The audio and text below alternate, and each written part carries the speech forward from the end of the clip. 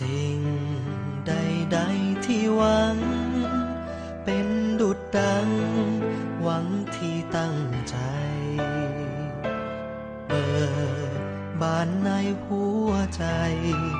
ให้เธอได้ความสุขสดใสสิ่งร้ายๆหมดสิ้นไป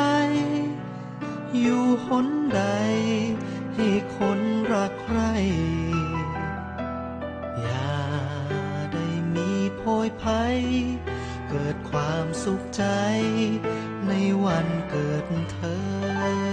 Happy birthday